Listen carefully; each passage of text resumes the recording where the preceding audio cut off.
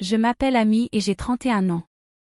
Je suis mariée à mon mari Gordon depuis 3 ans, mais nous n'avons toujours pas d'enfants. Nous avions imaginé avoir notre maison et fonder une famille d'ici là, mais ce rêve semble s'éloigner. J'ai commencé à croire que Gordon et ses parents contribuent à notre situation actuelle. Malgré nos efforts pour économiser ensemble, nos économies n'ont pas beaucoup augmenté. Gordon achète souvent des cadeaux de marque chère pour ses parents, et cette habitude pèse sur nos finances. Cependant, avant notre mariage, je savais que Gordon avait une tradition d'offrir des cadeaux à ses parents, que je voyais initialement comme un signe de respect. Toutefois, ma perspective a changé depuis que nous nous sommes mariés. Bien que sa piété filiale soit admirable, sa tendance à dépenser de manière imprudente est devenue plus évidente. Il semble voir notre augmentation de revenus comme une occasion de dépenser de manière plus extravagante. Alors qu'il respectait un budget auparavant, il choisit maintenant uniquement des articles de luxe, et ses parents s'attendent à ces cadeaux coûteux, même sans raison particulière, ce que j'ai du mal à comprendre. Gordon a offert des cadeaux secrètement à ses parents, et découvrir cela n'a fait qu'alimenter mon ressentiment croissant. Alors qu'il montre une dévotion indéfectible envers ses parents, il reste indifférent aux miens. Lorsque je mentionne l'anniversaire prochain de ma mère, sa réponse indifférente augmente ma frustration. Le contraste saisissant entre les cadeaux qu'il offre à ses parents et ceux modestes que je peux acheter pour les miens me dérange profondément. Parfois, j'aimerais pouvoir offrir des cadeaux chers à mes parents, mais nos finances sont serrées à cause de ces dépenses. En conséquence, les cadeaux que je peux leur offrir sont toujours un compromis, en deçà de ce que j'aimerais leur donner. Bien que mes parents apprécient ce qu'ils reçoivent, cela me fait mal de ne pas pouvoir célébrer pleinement leurs occasions spéciales. Mon insatisfaction face à l'inquiétude unilatérale de Gordon pour ses parents devient de plus en plus difficile à ignorer. Après 1 an de mariage, voyant nos économies stagner, j'ai commencé à aborder les habitudes de dépenses de Gordon.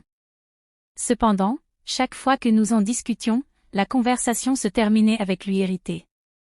Il m'accusait de manquer d'empathie pour ses parents ou même de ne pas les aimer, sans vraiment écouter mes préoccupations. Malgré mes tentatives répétées de communication, il n'écoutait jamais vraiment ni ne montrait de volonté de changer. Il y a quelques mois, Gordon a acheté un nouveau portefeuille cher pour sa mère. Quand je l'ai confronté à ce sujet, il a défendu son achat en disant que l'ancien portefeuille était usé. Mais je savais que l'ancien portefeuille était un cadeau qu'il lui avait fait l'année précédente et ne semblait pas usé. Réalisant que mes mots ne l'atteignaient pas, j'ai décidé d'aborder directement les parents de Gordon. En considérant notre avenir, j'ai jugé crucial de traiter le sujet directement avec les parents de Gordon. En présence de Gordon, j'ai commencé par leur montrer le solde de notre compte joint. J'ai souligné comment nos économies avaient peu augmenté depuis notre mariage, malgré le fait que nous travaillions tous les deux. Comme vous pouvez le voir, ai-je dit, nous avons à peine augmenté nos économies depuis le début, même avec les 2 contribuants au revenu familial.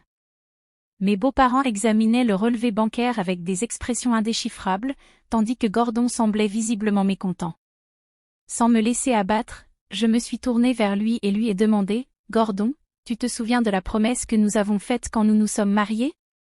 Nous avons convenu d'économiser pour construire une maison et fonder une famille, n'est-ce pas ?» Il a semblé avoir un moment de réalisation et a hoché la tête, paraissant coupable. Pour aller au cœur du sujet, j'ai pressé Gordon davantage. « Alors, pourquoi ne coopères-tu pas ? Tu dis que tu ne veux pas construire une maison ou avoir des enfants ? » Il a vigoureusement secoué la tête, approuvant clairement l'idée. Juste au moment où j'étais sur le point de continuer, ma belle-mère m'a interrompu. « Ah, alors nous parlons de construire une maison maintenant. Ça a l'air merveilleux.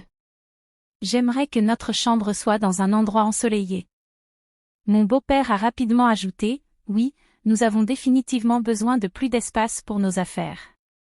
2 chambres seraient idéales. » J'ai été surprise par cette réponse inattendue.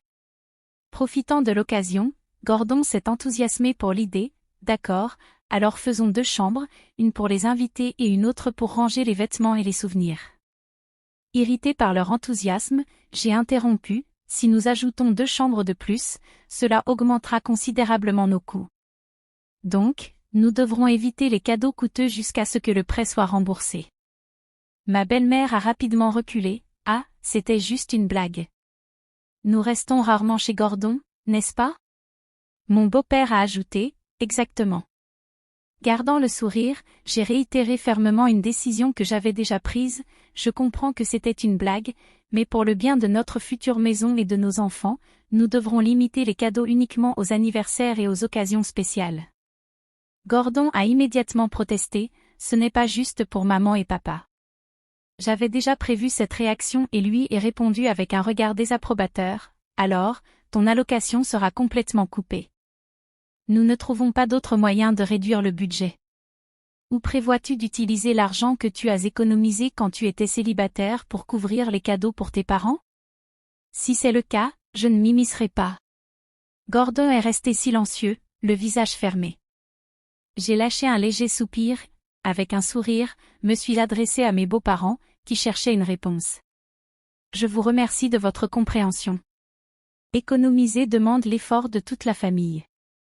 Ils ont répondu avec des hochements de tête hésitants, leurs expressions toujours sombres. Il était clair qu'aucun d'eux, y compris Gordon, n'était totalement convaincu, mais j'ai conclu la conversation de manière ferme, sans laisser de place à d'autres discussions. Après cette conversation, Gordon a cessé de faire des cadeaux extravagants à ses parents, et j'ai remarqué que le solde de notre compte joint a commencé à augmenter régulièrement.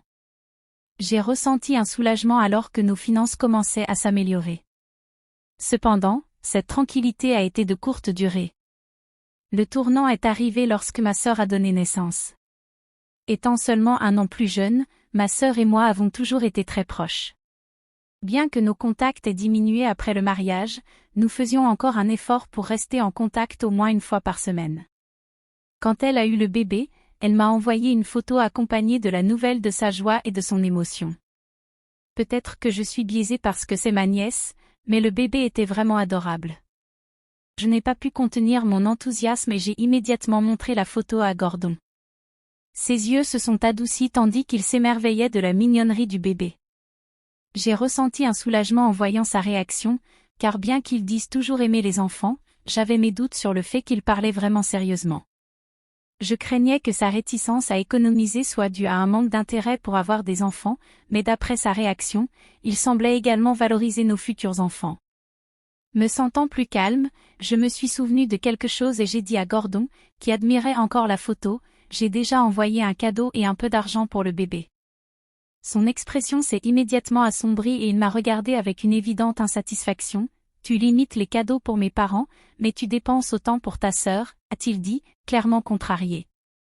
Alors que je restais sous le choc, il a continué à se plaindre, et tu as envoyé sans en discuter avec moi.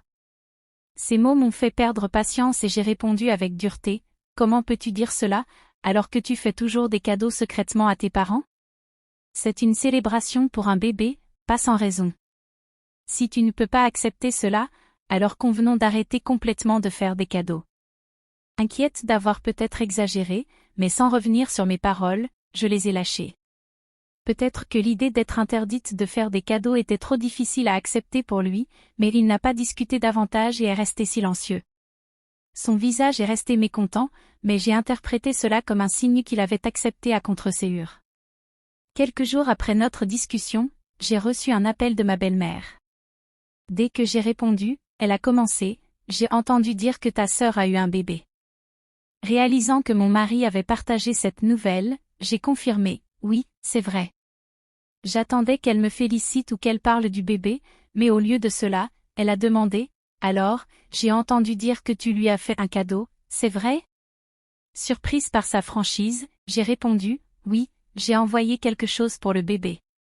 À ma surprise, elle a répondu avec enthousiasme, eh bien, j'espère que tu auras aussi quelque chose pour notre anniversaire la semaine prochaine. J'ai hâte de le recevoir. Sa demande a semblé désagréable, mais c'était mieux que de voir Gordon faire un achat coûteux tout seul. J'ai accepté et j'ai terminé l'appel. Pour l'anniversaire de mes beaux-parents, j'ai décidé d'envoyer une paire de lunettes pratiques. Je me suis préparée à une plainte, mais aucune n'est venue, et le temps a passé sans incident.